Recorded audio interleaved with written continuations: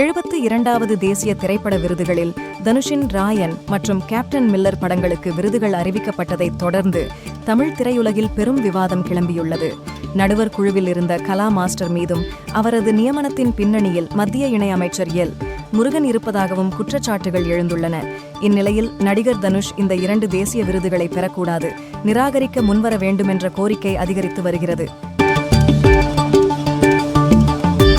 தனுஷ் இயக்கி நடித்த ராயன் திரைப்படம் சிறந்த தமிழ் திரைப்படத்திற்கான தேசிய விருதையும், அவர் நடித்த கேப்டன் மில்லர் திரைப்படம் தேசிய மற்றும் சமூக மதிப்புகளை வலியுறுத்தும் சிறந்த திரைப்படத்திற்கான விருதையும் வென்றுள்ளன. மேலும் கேப்டன் மில்லர் படத்தில் நடித்ததற்காக நடிகர் தனுஷிற்கு சிறப்பு பாராட்டு ஸ்பெஷல் மென்ஷன் சான்றிதழும் அறிவிக்கப்பட்டுள்ளது. எனினும் இந்த விருது அறிவிப்புகள் வெளியான உடனேயே சினிமா ரசிகர்களிடமிருந்தும் திரை விமர்சகர்களிடமிருந்தும் கடும் எதிர்ப்பு குரல்கள் எழத் தொடங்கின. விமர்சன ரீதியாகவும் மக்கள் மத்தியிலும் மாபெரும் வரவேற்பை பெற்ற மகாராஜா மற்றும் மெய்யழகன் ஆகிய படங்களை விடுத்து ராயன் திரைப்படத்திற்கு விருது வழங்கப்பட்டதும், சமூக பின்னணியை மையமாக கொண்ட வாழை போன்ற படங்களை புறக்கணித்துவிட்டு கேப்டன் மில்லர் படத்திற்கு விருது அளிக்கப்பட்டதும் நியாயமற்றது என சமூக வலைதளங்களில் கண்டனங்கள் குவிந்து வருகின்றன. இந்த சர்ச்சைகளின் மையப்புள்ளியாக பிரபல நடன இயக்குனர் கலா மாஸ்டர் உருவெடுத்துள்ளார். 72வது தேசிய திரைப்பட விருதுகளின் நடுவர் குழுவில் ஜூரி தமிழ்நாட்டின் சார்பில் கலா மாஸ்டர் இடம்பெற்றிருந்தார். அவர் நடுவராக இருந்த காரணத்தினாலேயே தனுஷின் படங்களுக்கு சாதகமாக செயல்பட்டு இந்த விருதுகளை பெற்றுத் தந்துள்ளார் என்ற குற்றச்சாட்டு பரவலாக முன்வைக்கப்பட்டது. இதற்கு பதிலளித்துள்ள கலா மாஸ்டர் இந்த விமர்சனங்களை முற்றிலுமாக மறுத்துள்ளார். தேசிய விருதுகள் என்பது ஒரு தனிநபரின் விருப்பத்தின் அடிப்படையில் வழங்கப்படுவதில்லை என்று தெரிவித்த அவர், நாட்டின் பல மாநிலங்களைச் சேர்ந்த 10 நடுவர்கள் மற்றும் ஒரு தலைவர் அடங்கிய குழு இணைந்து விவாதித்தே வாக்கெடுப்பு மூலம் இறுதி முடிவுகளை எடுப்பதாக குறிப்பிட்டார்.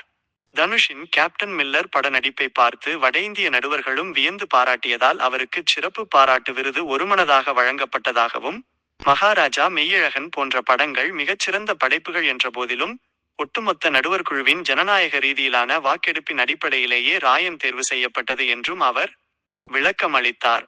எனவே ஒரு முடிவிற்காக தன்னை மட்டும் தனிப்பட்ட முறையில் விமர்சிப்பது முறையல்ல என்றும் அவர் வேதனையுடன் தெரிவித்தார். இதற்கிடையே கலா மாஸ்டரை நடுவர் குழுவில் சேர்த்ததன் பின்னணியில் மத்திய தகவல் மற்றும் ஒளிபரப்புத்துறை இணை அமைச்சர் எல். முருகன் இருப்பதாக கூறப்படும் தகவல்களும் விவாதப் பொருளாக மாறியுள்ளன. தேசிய திரைப்பட விருதுகளுக்கான நடுவர் குழு உறுப்பினர்களை தேர்வு செய்வது மத்திய தகவல் மற்றும் ஒளிபரப்பு அமைச்சகத்தின் கட்டுப்பாட்டின் கீழ் வருவதால், தமிழ்நாட்டிலிருந்து கலா மாஸ்டரை நடுவர் குழுவிற்கு பரிந்துரைத்து இடம்பெறச் செய்ததில் அமைச்சரின் பங்கு உள்ளது என்ற பேச்சுகள் பரவி வருகின்றன. அமரன் திரைப்படத்திற்காக இசையமைப்பாளர் ஜி.வி.